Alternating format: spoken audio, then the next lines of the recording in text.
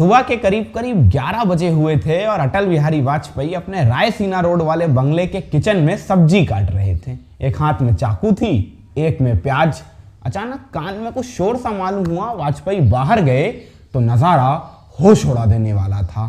सड़क पर 3 सरदार घुटनों के बल बैठकर सामने उपद्रवियों की भीड़ से अपनी जिंदगी की भीख मांग रहे थे।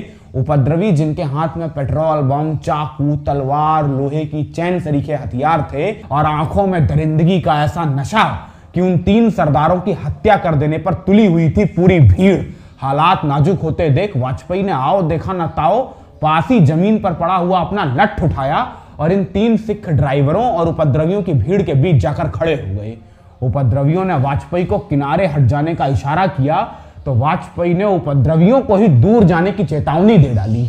उपद्रवियों ने वाजपेयी को जान से मारने की धमकी दी तो वाजपेयी ने उपद्रवियों की आंखों में आंखें डालकर कहा, ठीक है, मारना है तो मार दो, मगर आज मेरी लाश के ऊपर से ही तुम इन 3 सरदारों तक पहुंच सकते हो।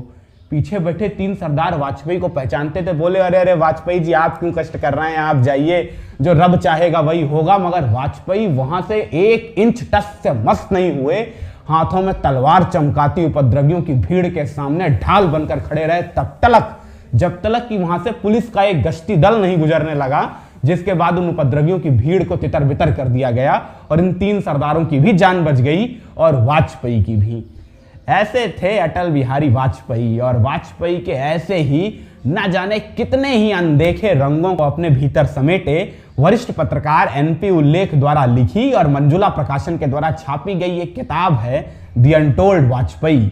जिस किताब के पन्ने पलटेंगे तो एक तारीख नजर आएगी, 24 मार्च 1977।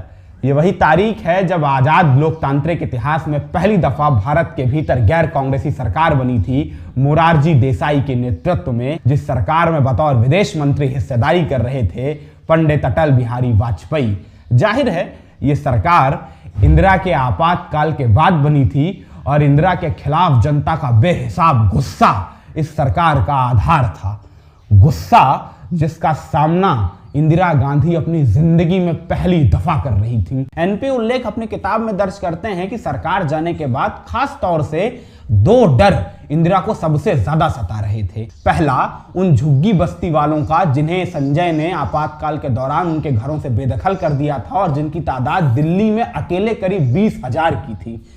और दूसरा, उन नेताओं का जिन नेताओं को आपातकाल के दौरान जेल में ठूंस दिया गया था और वो अब सत्ता पर काबिज हो चुके थे, तो कहीं वो नेता सत्ता पर काबिज होने के बाद बदले की कार्रवाई ना करें, कहीं वो 20,000 लोग संजय और इंदिरा को कमजोर जान, सत्ता से दूर जान, अब उनकी हत्या ना कर दें। कुछ इसी तरह के मनोभावों से ग्रस्त इंदिरा इस कदर गुमसुम सी रहने लगी थी, इस कदर सहमी सहमी सी रहने लगी थी कि हफ्तों गुजर चुके थे, इंदिरा ने अपने आवास की दहलीज भी नहीं पार की थी। वाजपेयी को कहीं से यूं ही एक दिन खबर मिली इंदिरा के इस हाल की तो वाजपेयी द्रवित हो उठे। तुरंत अपनी कुर्सी से खड़े हुए और सीधा तेज चाल से वाजपेयी अपनी गाड़ी की ओर रवाना हो गए।